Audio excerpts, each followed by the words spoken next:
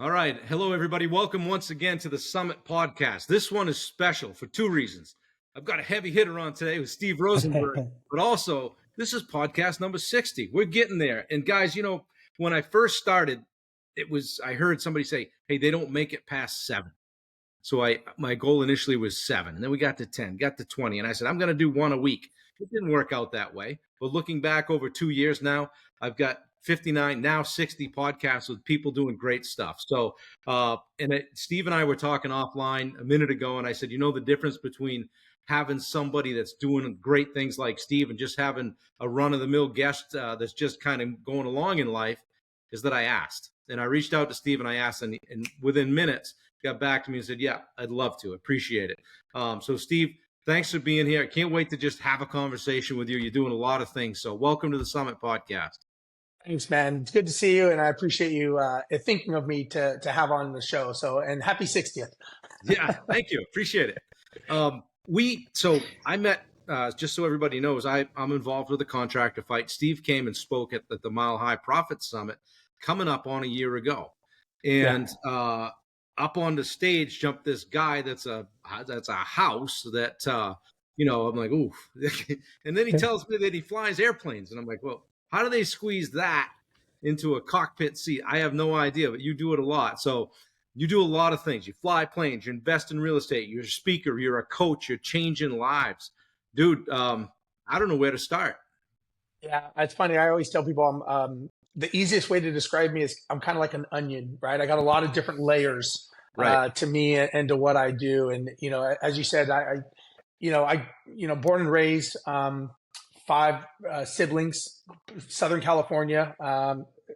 And my parents are blue collar workers, and they kind of gave us that hard work mentality that if you want something in life, you have to go get it. Like nobody is going to give you anything.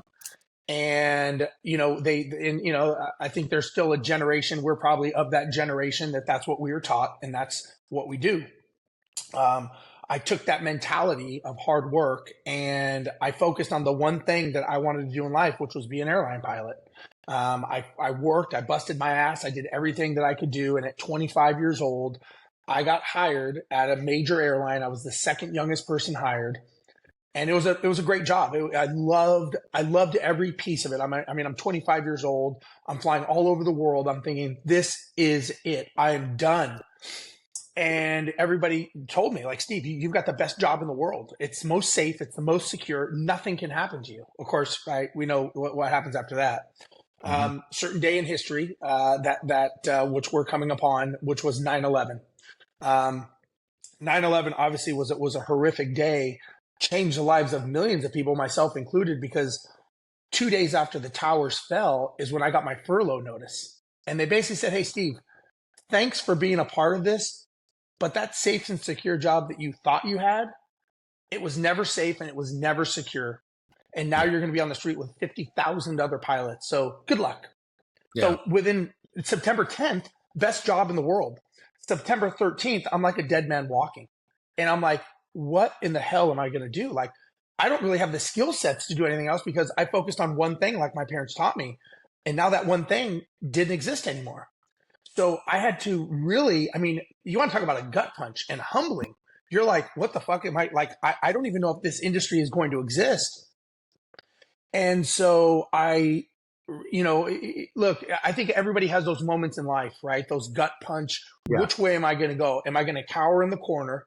And am I just going to whimper and hope and pray that something better is going to come along? Or do I make that decision and go swim into the deep end in the dark, scary pool and say, I'm going to swim out here till I figure this out? And that's what I did. I kind of got my head straight. I went to this building with books. It's called a library. Most people don't know about that. I got a library card and I just started reading about everything I could about wealth because, YouTube didn't exist. None of these things existed. Right. And everything was tied to real estate at some point. And I didn't know anything about real estate, but I'm like, I'm pushing chips all in on this thing because I don't know what to do. I started learning about buying real estate and I did everything I could to learn about real estate. I didn't know anything about it, so I got a real estate coach. He started teaching me how to negotiate deals And I just did everything I could. I didn't have the money to hire him, but I didn't have the money not to hire him. Yeah. And I was scared. I put it on credit cards. I didn't know what I was going to do. And I just kept listening. He's like, Steve, if you listen to what I say, going back to my parents, if you listen to what I say and you work hard, this will work. I'm like, well, fuck, I'm all in, man. Mm-hmm. Yeah. So I started buying real estate. I started doing what's called wholesaling properties and flipping properties before it was a thing. This is back in 2002, 2003. I made enough money to buy an apartment complex over a couple of years because I learned how to negotiate. And I realized that people that negotiate and communicate are the wealthiest people out there. It's not the hardest worker. It's the ones that can use their skills. After I started buying some real estate, my business partner and I started buying a bunch of houses, and they were bad houses. It was the biggest nightmare you could imagine of owning real estate. We had about 40 houses, just for lack of a better term, shithole properties, and they were making us go bankrupt. And we didn't know what to do. We tried to hand them off to a management company. Management companies are like, we don't want them. You guys are going out of business. You guys are, again, dead man walking. I'm like, yeah. I did it to myself. So we sat down. We said, okay, we're going to do this. We're going to fix this ourselves. We're not the smartest guys in the world, but we're not the dumbest. We can figure this out. So we sat down and we plumbed the infrastructure of how we would want to manage our properties. Going back to my mindset of when I learned to be a pilot, I had a flight instructor teach me to fly. When I learned real estate, I got a real estate coach to teach me real estate. Yep. Well, now we're learning business. I'm like, I wonder if a business coach exists. Like, I have no idea. Right. And by that time, I did get back on the airline. So my furlough was over. I went back. So I'm flying the line as a pilot. And we started a management company. And we got this coach. Again, couldn't afford to have him, couldn't afford not to, but we did it. We built that company to over 1,000 properties in 7 years, which was like explosive growth. I was in charge of the sales and marketing. And I built the sales systems, being a systems-minded person, but also focusing and learning so much as I did about negotiation and marketing and sales. We were the fastest growing company in the state of Texas. We ended up, after 7 years, a venture capital firm came and acquired us. We exited, sold the business for well into 7 figures.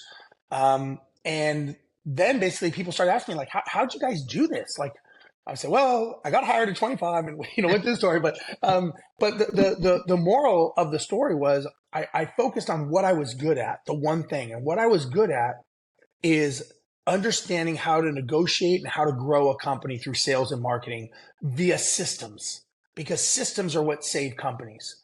And when I was done, I had people asking me, hey, could you help me? And I started speaking about what I did. People, and I toured Australia 3 times as a paid speaker, because everyone's like, how does an airline pilot build a company? Like those two things.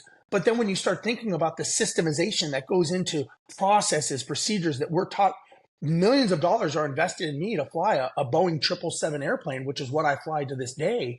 Yeah. When you think about it, it's a business. And so if you could take that knowledge and just take out airplane and put in contractor, plumber, roofer, and you plug that in, all businesses are the same. And so what I do now is I help people in the contracting world, because I think, contractors are, and I obviously, as you know, I've got a personal reason behind this, but I think contractors are the forgotten few, I think. And I say few, but they're the ones that are out there on the front line building this country, but they're forgotten, and nobody shows them how to actually build a business. They show them how to do a trade, but a trade is like momentum. It only lasts so long. And so no one has ever taken the time to sit down and say, listen, you are a business. I don't give a shit what you do. You are a business, and there are 5 fundamentals of growing a business. And so I show them those fundamentals. And the main thing I show them is revenue growth. And if you're not focused on growing your business, revenue is like oxygen to our body, the way it is to a business. And sustainable revenue, going back to my background of knowing the property management industry, tying into the property management industry is a huge, huge amount of recurring revenue And people just don't understand because I'm kind of like the IRS agent that can now do your taxes. I'm the guy that owned a massive property management company that shows you how to get into property management company. So Right. I know this was a very, very long-winded that you didn't even get a word in, but that's my story of where I started, who I am, and what I do now. So now I make sure that I give back as much as possible by helping contractors that are just struggling to figure out where they're going to get their next lead, how they're going to get recurring revenue, how they're going to systemize their companies. That's what I do, and that's what I show people. That's awesome. And guys, so you know, I'll put Steve's info and all that in the show notes, so don't worry about that, about how to get a hold of Steve. A couple of things. You see me, I know I've got a great guest when I'm taking notes, and I'm like, Bob, you can just watch this after. But so, but some of the Sounds notes good. that I take, I want to come back to a couple of things. And one of the things you mentioned is that the very first thing, and this occurred to me a few years ago, is now if I wanted to learn to play guitar, I'd get a coach. I want to do better nutrition, I'd get a coach. I want to do something, but I never got a business coach. And then I ran into Reber and the Fight and all those guys, and I was like, oh, there's a better way to do this. So kudos to you for taking what you've learned and being able to package it in a way that people can digest. And Bubba Hogan, I reached out to Bubba, and I want to thank publicly for being able to help put this together. But I said, hey, if you had Steve one-on-one for half an hour, what would make for a great conversation? And the first thing he said was systems. And he said, he's going to talk systems. He's going to talk procedures and how, what it takes. This guy flies airplanes. So you're naturally detail oriented. So you bring people in, you're coaching people, and the first thing you attack is that, correct? I think, listen, here's the thing.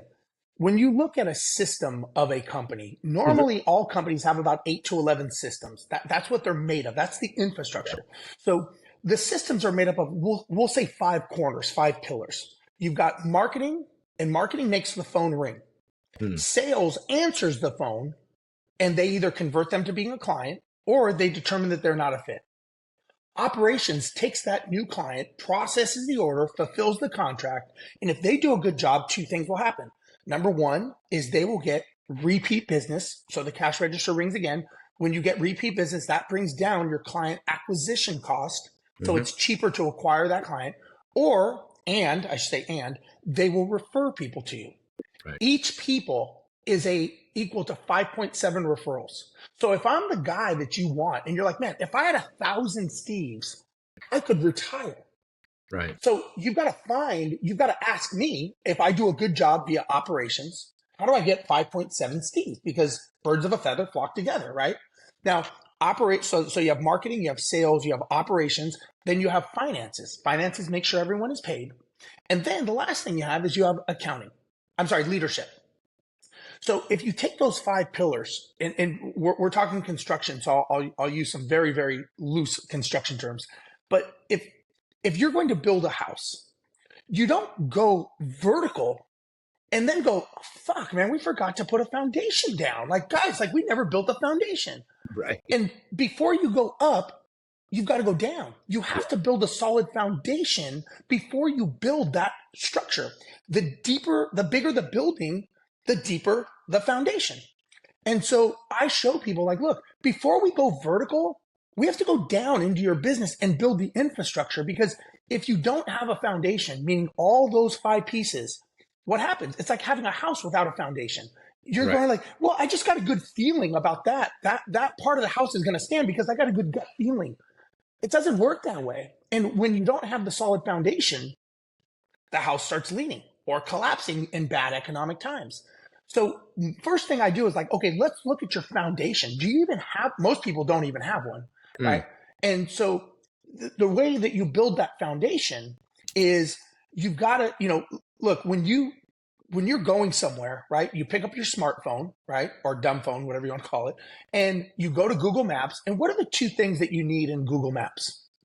You got to have a starting point, and you have to have a destination. And then based on that, Google says, okay, this is how I'm going to get you there. That's the strategy. How is that any different in your business? You've got to have a starting point, and you have to have a destination. And that destination is what's called a sale date. And for all the people that are fucking huffing and puffing and pulling over, screaming at their phone right now, a sale date doesn't mean you're going to sell your business. A sale date means that your business is running on processes, procedures, structure without you. If I want to buy Bob Turner contracting business, I don't want to buy Bob. I want to buy your systems and I want to buy your contracts. I don't want you. Because if you can't step away from what you're doing for 3 hours, 3 days, or God forbid you go on a vacation for 3 weeks, you don't own a business, you own a job. And we're not doing this for jobs. So the challenge is if you don't build it to have a saleable date that it actually happens. And when I say a saleable date, it's not 5 or 10 million in 10 or 12 years. It's we are going to be a $10 million company January 1st, 2027 with 35% profit margins. And I am going to be working 3 hours a week. That's a destination now. Right. That's a Google Map destination. And we go, okay, how do we get there? So when you're hiring employees and you're building your systems, you're anchoring everything on that destination, just like Google Maps is. And you go, when you hire an employee, hey guys, just so you know, we are going to be a $10 million company. We are going to have 35% profit margins. I'm going to be here 3 hours a week. And this is going to happen June 1st, 2027. If you have a problem with that, you should probably not come work for me because that's where this ship is going. And if you don't see yourself aligning with what I'm building with my quote unquote vision, then we're probably not a good fit. And so what do we normally do? We're reactive when we hire. We don't have systems. We throw people into a shit show and we're like, I can't believe that they quit. Or I can't believe that, they need, like, I can't go anywhere. My phone rings off the hook. It's like, congratulations. That's what you created when you built a business without the anchor of the destination. It's like flying a plane. You wouldn't get in a plane if I'm like, hey, Bob, today we're going to get up and we're going to get up in the air and maybe we go to Hawaii or London, maybe Mexico. I've never been there. I don't know what it looks like. I don't have a flight plan. I have no idea, but I've got a good gut feeling. I don't even know if we have enough fuel. Right. You're going to go, fuck, I'm not getting up with you. So how many of us have started a business? We don't have a destination. We don't have fuel. We don't have a flight plan. We have no idea any contingency plans, but we're going off of a gut feeling. And that's why so many businesses crash, but planes don't. So I get people to understand there's 3 parts of a vital business. There's 3 things that you have to focus on. Number 1 is monetization.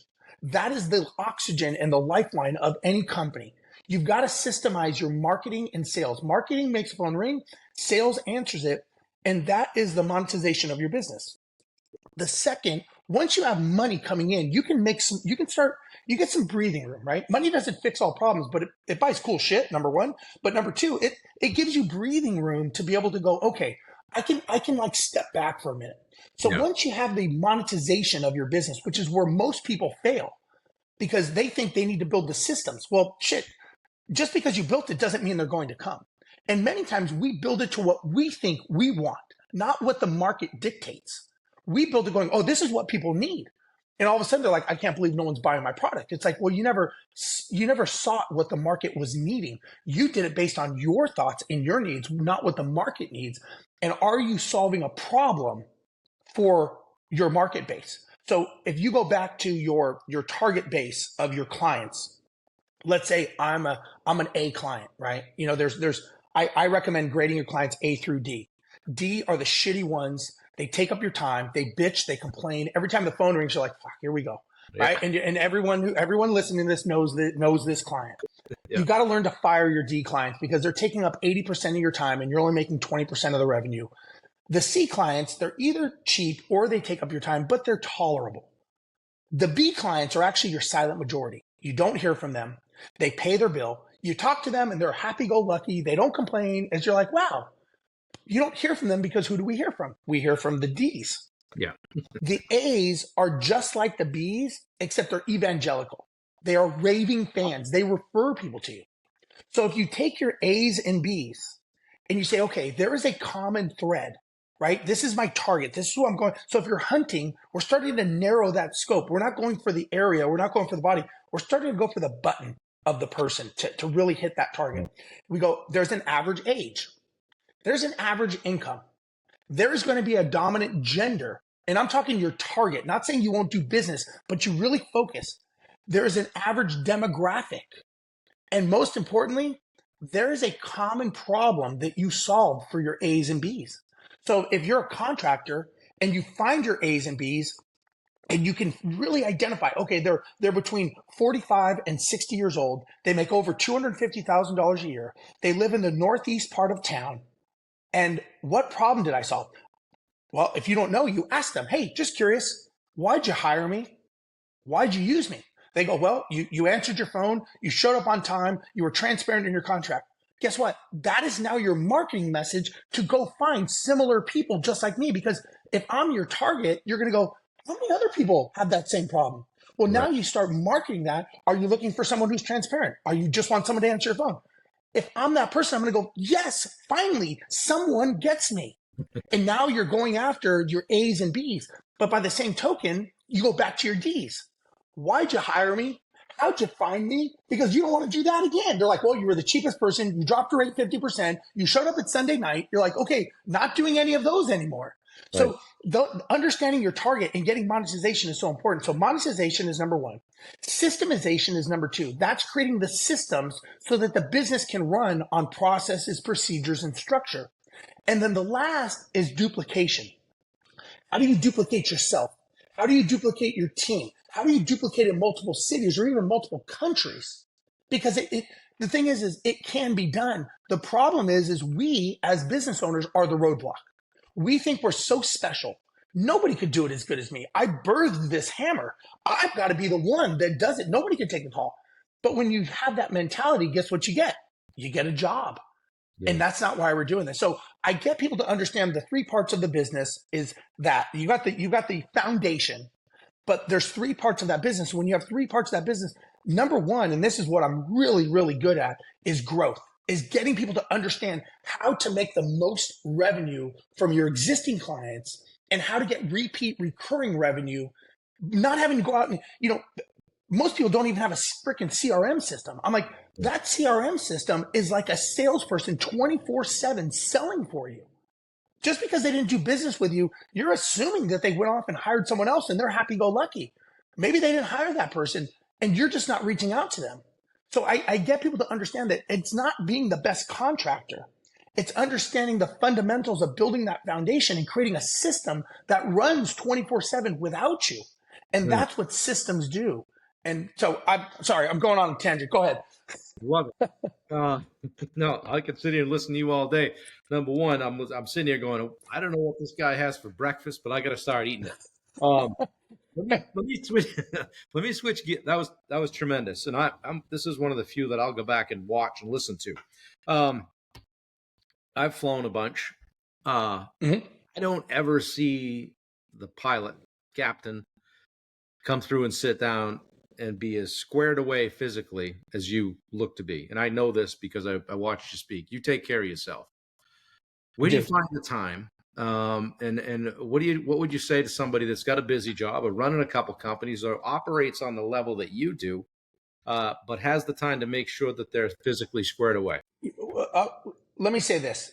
I started being in shape, working out. I was an overweight kid and I didn't want to be overweight again. That was my why. And at 11 years old, as fucked up as I am, I lied. I acted like I was my brother to get into the gym because you had to be 13. So I lied to get into like the local YMCA, and I just started working out, and I saw that I could transform my body, and now it's inherent in me. It's kind of like saying, hey, did you take a breath this morning? When you ask me, hey, did you work out? Like it's that ingrained in me. And what I've learned is we all have reasons why we can't. Don't tell me why you can't. Show me why you can. Because listen, I don't find time. I create time. It means if I have to get up at 2 a.m. to go to the gym, I do it. And people tell me, they're like, man, I don't know how you do that. I'm like, that's funny because I don't know why you can't. So I guess we're even. You know what I mean? Like my thing is like we all have a choice. Here's my thing, Bob. Every day that we wake up, we have a decision to make. And that decision is I'm either going to be a better version of yesterday or I'm going to be worse. Right. That's it. Those are your choices. When you wake up, I don't care if you're fucking broke or you're a billionaire, you have that decision. We are all at a zero line when we wake up in the morning. How am I going to do my day? Am I going to be reactive or am I going to control my day? For me, controlling my day is having a set of patterns, habits, and rituals. And it's just ingrained in me. And those, the first thing I do, I've got certain things I do in the morning. And then that goes into working out. And people are like, oh, well, what if you have an 8 o'clock morning? Well, then I get up at 4. You know what I mean? It's not even a question. I fly all over the world as a pilot. I mean, I fly a Boeing 777 airplane. I go all over the world. The first thing I do when I land is I go to the gym and I work out. People are like, man, that's crazy. I'm like, I think it's crazy that you don't. The one thing that we have, we only get one body. There's not another one that I can go in the closet and go, hey, I'm going to grab that body today because this one's all fucked up. So why wouldn't we take care of the one thing that as we get older starts deteriorating, And so I don't give myself an excuse not to. I eat healthy. Now, look, you hang out, I'll drink whiskey, I'll smoke cigars, I'll have a great time. But you know what though? When it's time to get your game face on and it's time to get what I have to do, I do it. And I just don't give myself a reason. I love when people are like, well, I deserve it. You don't deserve shit. You don't deserve anything. And listen, I know for, again, through a tragic loss of my own, that life is short. Life is precious. And if you don't take care of it, it will take care of you, either good or bad. It's like somebody smoking their whole life and then they decide they want to quit because they have lung cancer. People will pay more for the cure than they will the prevention of it happening. Think about that. Somebody who's smoking their whole life can just not buy the cigarettes. All of a sudden they find out they have cancer. They will spend hundreds of thousands of dollars in cures to not die. It's like sometimes it's too late. It's kind of like in people's businesses. They will do everything when they're talking to the bankruptcy judge. But the time before that of getting someone like you to coach them and help them and grow and change their mindset, they didn't do that. So now the cure is 10 to 20 times more taxing and expensive than just doing the prevention. And so to me, part of being who I am and being true to myself is getting up every day and going to the gym. Now, I have a coaching group that I coach, and part of my group is we have a channel that's just for fitness. Yep. And these are moms, dads, but we're all entrepreneurs. And so it's my deal. It's called the No Shit Fit Group. Bubba knows, Bubba's in it. And my deal is you have to post something once a week. I don't care what you do. I don't care if you're walking your dog. You've got to be involved because it's all entrepreneurs. We're all out there fighting the fight. These are guys, there's guys in I coach people all over the world. So these are people all over the world. And you know what the common theme we have? We just want to be better. And we need it's our peer group. We want to be around like-minded people that want to be better. So I have the coaching program, but then I have the fitness one. And you get everyone together, and it's a commonality of all of a sudden you start encouraging people. One guy's doing the 75 hard, the other guy's climbing Mount Kilimanjaro or where the fuck they're going. But it's just we all have that common bond that at the end of the day we're all entrepreneurs without giving ourselves the excuses. So that's how I believe in fitness, and I believe, and again, maybe I'm a little bit more psychotic than most people going to the gym and doing it, but that's just me, and that's the identity. People are like, man, did you drink a lot of coffee? I'm like, this is me. You saw me at Mile High. I am the same person I am on stage. This is just me, and I just I think the more authentic you could be, the more consistent you're going to be, and people are either going to listen. I'm sure that there are many people out there that go, I cannot take that guy. It's way too fucking much. And that's fine. I'm not like you, right? We're not for everyone, but we're for the ones that know we're right for. And that's the group that I want to find, that I want to help. And that's my main thing. And sometimes, people want permission to be a better version of themselves. And what I try to do is I try to give them permission to say, it's okay to be vulnerable. It's okay to be out of shape. It's okay to not have money. These are all transitionary things as long as you don't identify as that person. And that's just a matter of your mental shift and shifting your focus to saying, well, what if I could be this person? And that's the first spark, whether it's being healthy or whether it's being financially astute or well off, whatever it is you want. You just have to ask that question of, what if I could make that happen? And that's the first spark of energy to get you on that path. One of the things that we say in our coaching group is somebody talks about something and I say, hey, what would have to happen? You're peeling back that in. And then what would have to happen? And Yep. and then, or I used to have a drywall guy. I called him "can't be done" because he would say, "Oh, that can't be done." And I Yeah. say, "Well, what if we did that?" Well, maybe. And then what if we did that? Well, probably. So it can be done, right? Yes. We can find a way to do everything. 100%. Steve, this is fantastic.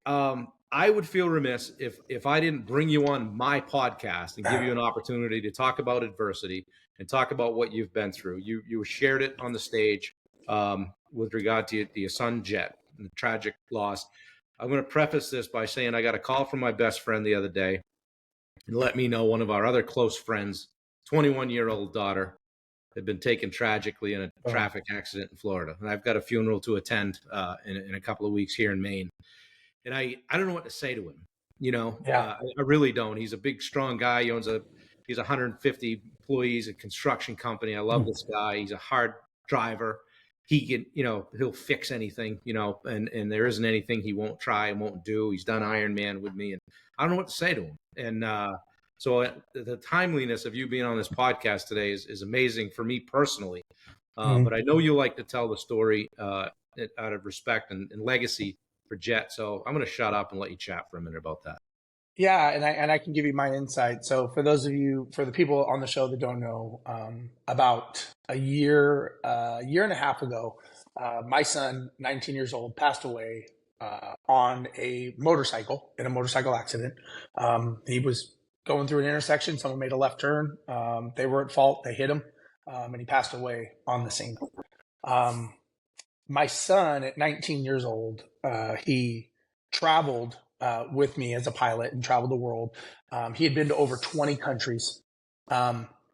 He owned his first rental property at 14 years old. Second degree black belt, drummer in a Metallica band. I mean, he was the probably quintessential coolest kid I think most people have ever seen. He was going to school. In high school, he got his welding certificate, so he was a welder. And he was going to go off to trade school. And sadly, that never happened.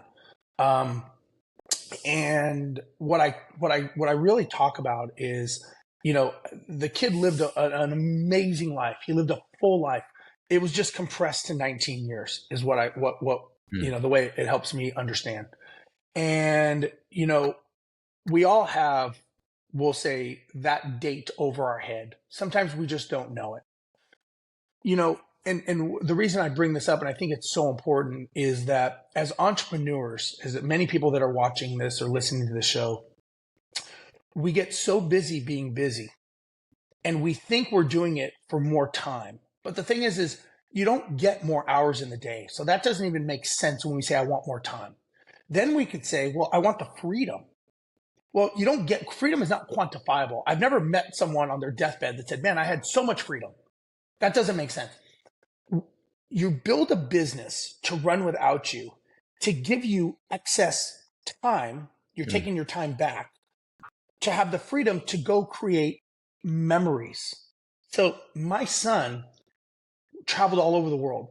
The memories I have with him, that's all I have. And, unfortunately, you get a knock on the door at 10:30 in the evening. Those memories cease to exist. Yeah. And what I tell people is, don't be the person that says, I wish I would have, because a lot of us do that. I'm very, very fortunate because I built businesses that ran without me, is I was able to go create these memories with my son. And I can say, you know what, if that was his time to go, at least I can say I'm glad I did. And I'm glad I got to spend those memories with him. Now, in honor of him, when he was going, and many people know this, vocational schools do not have scholarships. So when he passed away, my wife and I created a nonprofit scholarship foundation for high school kids that want to go into the trade vocation industry. So we get donations. People donate like at Tom's event and other, and we use 100% of that money goes to help high school kids. How rare is it nowadays that schools have welding, right? An automotive shop. That's so rare. Right. This school did. And so we have since then, people donate, and, when they donate, we take that money and we put kids through school. So we put three kids are in automotive school. We have a girl that's in diesel mechanic school and a kid that's in a welding school. So we've helped 5 kids as a result of a tragic loss. Awesome. And we're just trying our best to do what we can to pay this forward and really help out. Because I think, again, this is a lost art, and I think it's very, very needed. And, we're, for lack of a better term, we're trying to take a tragic loss and change future kids' lives because of our son. So we created the foundation. It's called Live Like Jet, JETT. So if you go to livelikejet.com, you can see about it. Regarding your friend, when my son passed and my brothers and good, friends of mine, they're like, I don't know what to say. Right. That's the thing. You can't say he's in a better place. Like there's nothing to say. I think it's one of those things that it's okay to sit in silence and just be there with that person. And I think just being there and saying like, look, I'm here. Like we don't need to talk. We don't need to let them lead where they want it to go. Cause you're going through so many emotions of, you go through the anger, you go through the hurt, you go through the what ifs, and you really don't want someone to give you their opinion. You're just thinking out loud. Like, listen, he and I rode motorcycles together. That was what I loved doing with my son. Yeah. Then he passes away on a motorcycle. I haven't ridden a motorcycle since he passed away. I don't know that I ever will, because that's something that I have to carry that, what if I didn't get him one? Well, we go into that path, but I think sitting in silence, I guess what I would say is it's okay to go there and not say a word and just say, I'm here. And I think that means more to people than trying to make them feel better, because sometimes you're pushing back. Sometimes you don't even want, or there is no answer to give. It just fucking sucks. That's just the answer. And, so to answer your question, that's what I would say. I would say go there and sit in silence and just be there. And like I had a couple friends that came over and he's like, I don't know what to say, but I'm just going to sit here with you and we'll see where it goes. So that would be my advice. Yeah. Well, thanks. And I have a lot of respect for you with the way you handle that, the way you lead with it, the way you're trying to turn a negative into a positive, and find some ways to impact others through your loss. And so it's cool stuff all the way around, and a cool name too, Jet. I like it. And getting back to what you were talking about before, and being transparent and being vulnerable, being approachable. I found it very easy to come to the back of the room last year in Denver, tap you on the shoulder and say, hey, good to meet you. I appreciate you. I enjoyed your talk, that kind of thing. And that's not always the case with a speaker. And so I do some speaking, looking to do more of it. And I find that, I look at guys like you and go, hey, these guys are a couple laps ahead of me. I said the same thing to Mike Claudio, and I watch what you guys do and how you carry yourself. So I appreciate what you bring to the table and how you lead the charge and all that stuff. What do you like to do most? You coach, you speak, you fly, you maybe you still invest in real estate. What do you like to do the most? It's funny you ask that, because I've been going through evolutions, right? And I think all of us, the way I picture this in my mind is our lives are like a book, and books are made up of chapters. Chapters begin and chapters end, right? Our high school years were chapters. Our 20s, our college, our 30s. For me now, my 40s were a chapter, right? They start and they end. And I think that owning a business for me was a chapter, and that chapter, along with my son, that was a chapter. Very sad ending, but it ended. Right. And so I think that where I'm at now in my life, listen, financially, we'll just say, for lack of a better term, I'm fine. I don't need money, right? I like helping people change their lives. So what I do best, I love speaking. Like if you're like, hey, Steve, I've got an event. I need you to come up. I'm not going to pay you. I just need you to come up. I'd be like, I'm in. Because I think that there needs to be more giving back to help people. I think we need to help more people through abundance than contraction. And what I've learned in this industry, and listen, I'm from the airline pilot world. It's a different world, right? So when I come here to these speaking events and people says like, "Oh, I'm so genuine," and this, and like, you're the worst. You're nothing close to being a genuine person. To me, I've got nothing to prove. I've got nothing to hide. I've got nothing to gain. If somebody wants me to help coach them, I can. But what I really enjoy, if you're like, Steve, what is that sweet spot? It's having communication and getting up on stage and getting people to walk out going, huh, what if? What if that guy's right? What if there's a different, I don't think better, what if there's a different way to approach what I'm doing? So that's really what I do. I love. Now, listen, I love being a pilot. People are like, "Oh, Steve, if you're so successful, why do you still fly?" I'm like, because I fly a $200 million aircraft all over the world 3 times a month. It's a cool shit. It's fun. It's if you follow me on social media, it's a pretty cool gig. So I do it because I love it, not because I need it. And so I think, and again, with the loss of my son, I've realized that listen, I'm 51 years old. I've got more behind me than I do probably in front of me. So all I'm going to be able to take with me is memories. And so I want to focus on having the best memories I can have you and I having conversation. Like when I'm at events, like people always say, they're like, "Wow, I can't believe you stayed the whole time and you hung out and had whiskey." And I'm like, to me, that's what this is about. It's not just about my ego of just getting on stage for an hour and saying like, I'm out of here. It's about engaging and making friends and having conversations and going like, people are like, "Man, you just seem like a normal guy." I'm like, I am a normal guy. I just happen to have a skill set that I can impart in other people. So to answer your question, it's speaking and giving back and really getting people to go, like to me, and I'm sure you know this as well, Bob, being a coach is, I get people that go, "Man, if I didn't meet you, I don't know where I would be today. I don't know that I was going to survive." To me, there's a very powerful thing to go like, I helped put this person and their families on a new trajectory. I didn't do the work for them. I just made them think differently. Yep. And by them thinking differently and going like, what if Bob's right? Like, what if, shit, you know what? I think he's crazy, but what if he's right? And they go down that path and it changes their lives, their families' lives, like a whole other direction. That's what I think is awesome. And I think there needs to be more people like you, more people like me that are just willing to give back without taking from people. Right. I was, that we were at I've referred to it many times during this podcast, the summit we were at last year about this time.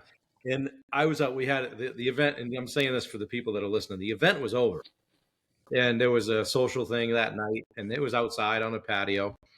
And Steve doesn't even know this, but I was kind of standing 6-8 feet away, and there was the 8-foot, 10-foot, banquet tables.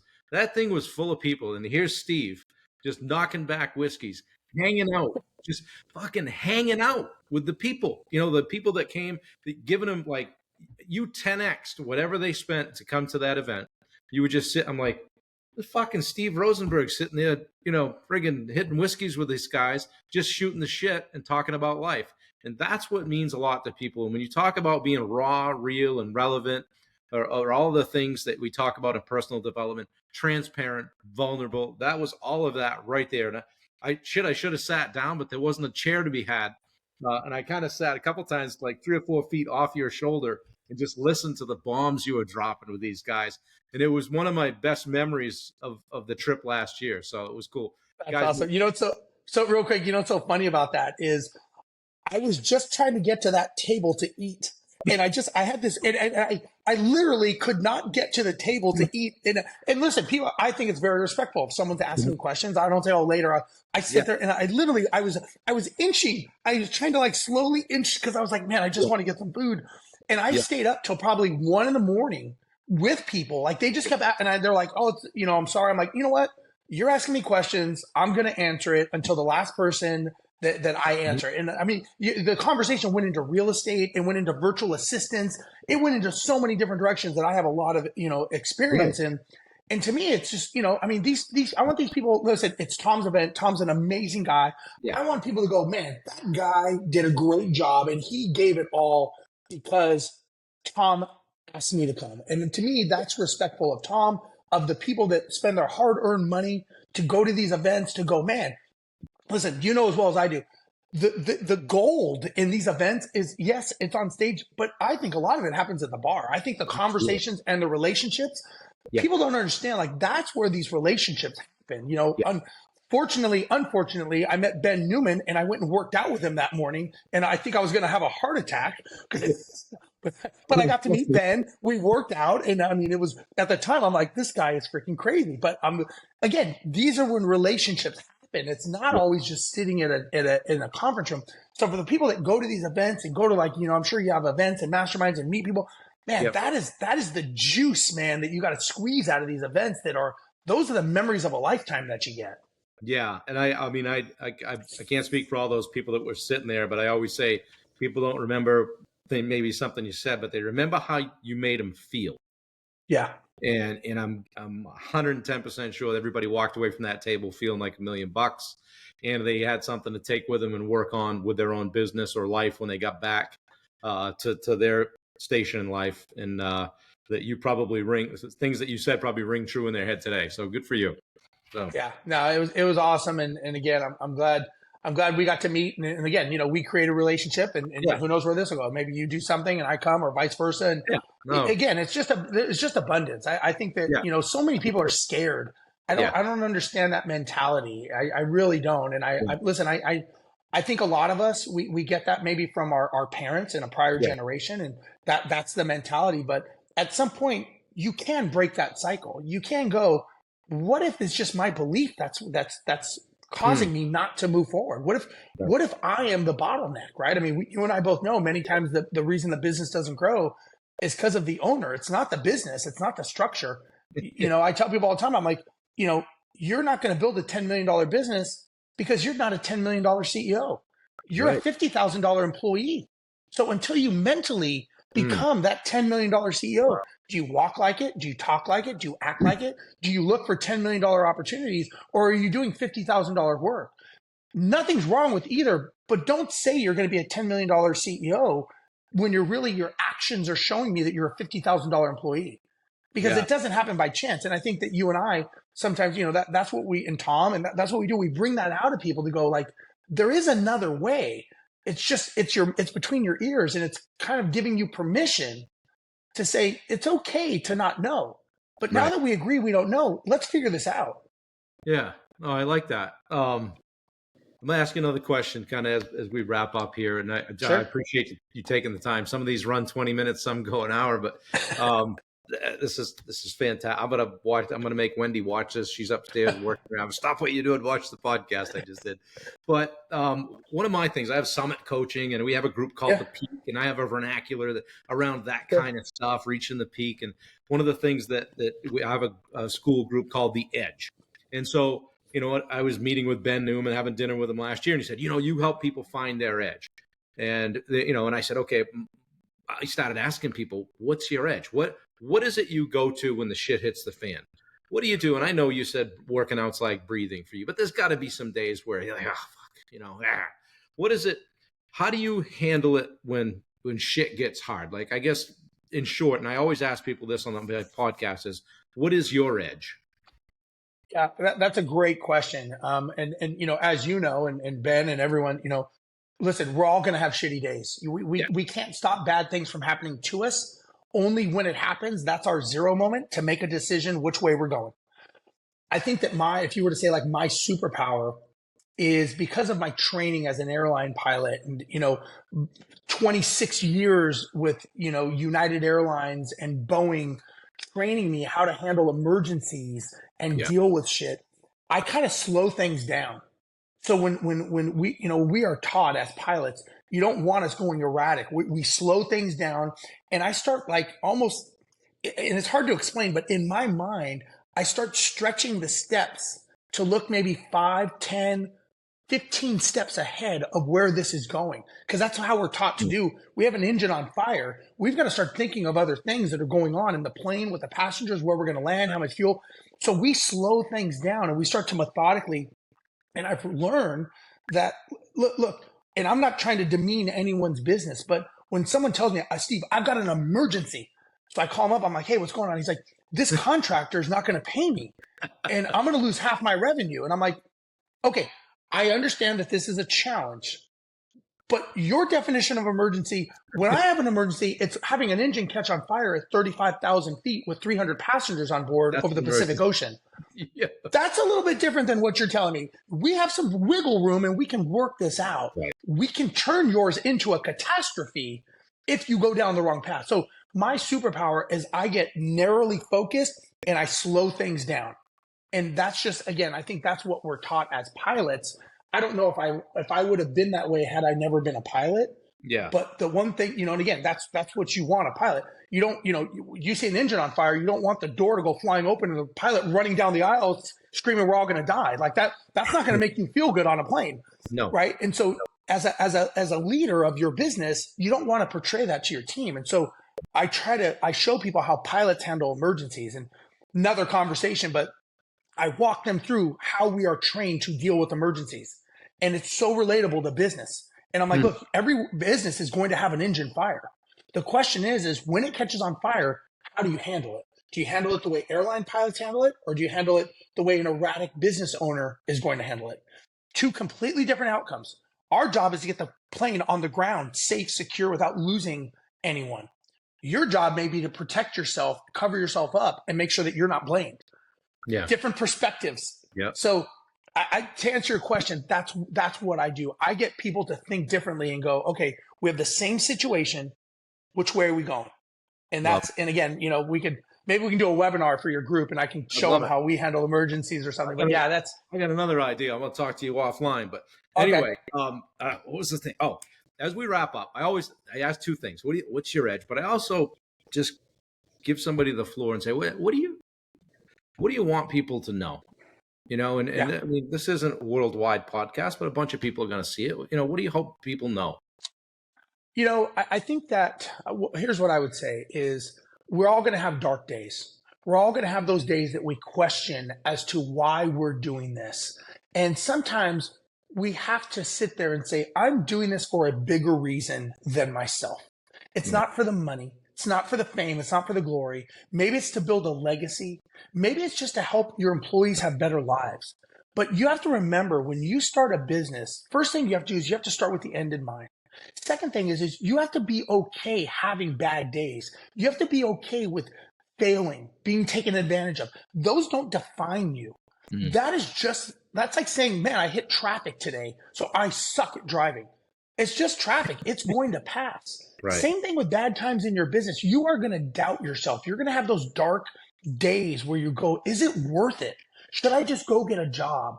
And I would say that, you know what? It's okay to have that. That doesn't define you.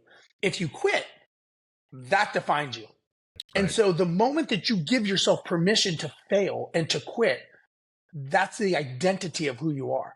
And just know it's okay. And that's why I think people like you and I and Tom and Ben and all these guys, we give people permission to go, you know what? It's okay, man. You need to expect that failure. You have to embrace the suck because it's going to happen. And it's okay. Just remember the reason you started this. The dream that you created sometimes gets derailed, and sometimes you need someone to go, hey, man, let's get you back on path. Remember why you started this in the first place. So just, again, I think it's giving you permission to say, it's okay to have shitty days, basically, is what I'm trying to say. Steve Rosenberg. There's not much left to say, my friend. Love it.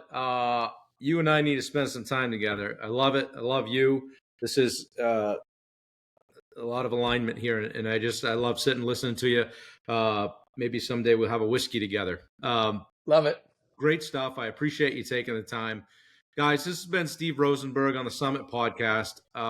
Unbelievable. I couldn't have picked a better person to celebrate 60 with, 60 podcasts, that is, and go forward from here. I'm going to talk with you in a second offline, but we'll put all the stuff in the show notes, as they say, and we'll let you guys know how you can get a hold of this guy and where he's speaking next and what he's up to. So, Steve, thank you very much. I couldn't be more appreciative of this time. Thank you. Thank you, Bob. Appreciate it. Thanks for taking time, man. Take care. Thanks, guys.